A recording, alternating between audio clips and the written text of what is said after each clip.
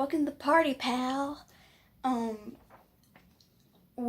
Today we're going to be talking about Die Hard. And now stick around because I'm gonna offer my opinion on whether or not this is a Christmas movie or not.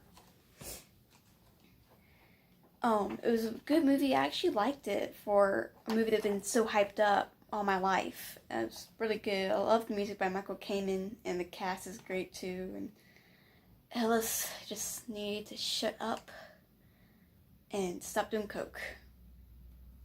I'm really glad that Argyle survived. I was just so worried about him more than anybody else. It was just so funny. I was just so worried about him. And for Alan Rickman's first major film, I mean, this was really good. And basically, Bruce Willis was really good for just being known for comedic roles at the time. In a way, this really blew both of them out of the water for their careers. And I love that Bruce Willis actually looks scared. I love actors that actually look scared in so many things, like Harrison Ford in The Fugitive, Bing Crosby in 1949's Connecticut Yankee and King Arthur's Court, Tom Holland in anything he does. And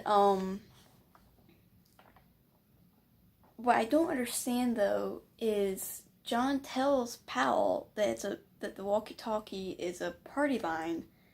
So why are they telling each other's their life stories on a party line?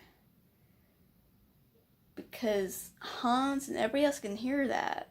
So why are we telling each other those things? I mean, I know at one point this Gruber switched to a frequency. I think he does, but it just seems like to me they wouldn't be doing that. That wouldn't be a smart move for them. And Alan Rickman is a great villain. It's like he was just so great in this, and it would have been interesting if he had ever gotten to play the Joker at one time, because he has that smile. He had that weird smile, like a Joker smile. And I love the scene when he realizes who Holly really is, and the camera just zooms in on him as he pulls out his gun. I mean, what was with the 80s and 90s and terrorist movies? I mean, like, why were there so many? It's like, and then like after 9/11, they switched from being made up films to biofilms of 9/11. I mean, there were a few sprinkled here and there of original terrorist films. Exceptional Thieves. But there aren't as many now as there were before.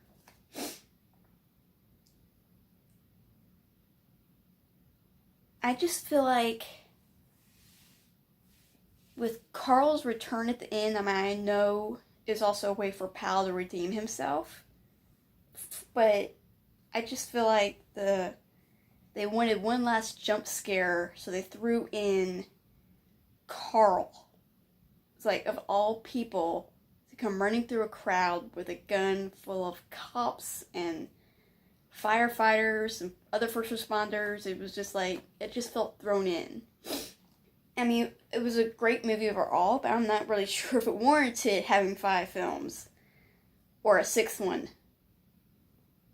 Isn't that coming out? Yeah.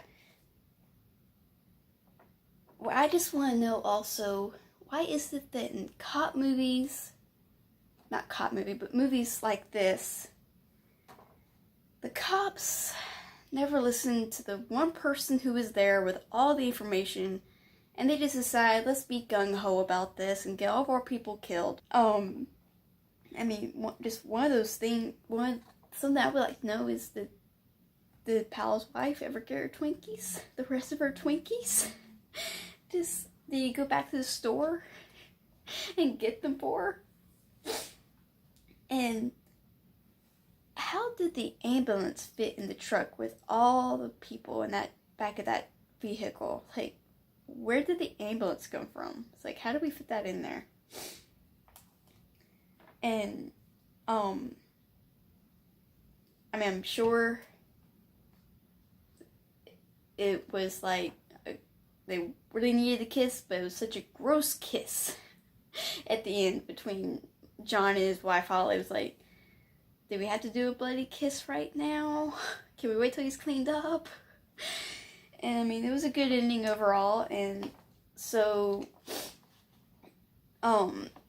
so here's my opinion on that. To me, since they do show it year round, it's a Christmas movie, but also not really a Christmas movie, because pretty much the Christmas party is for like 5 minutes, and then it literally dies when Hans and his men invade the party. And so, I mean, yes and no. I mean, start roaring at me in the comments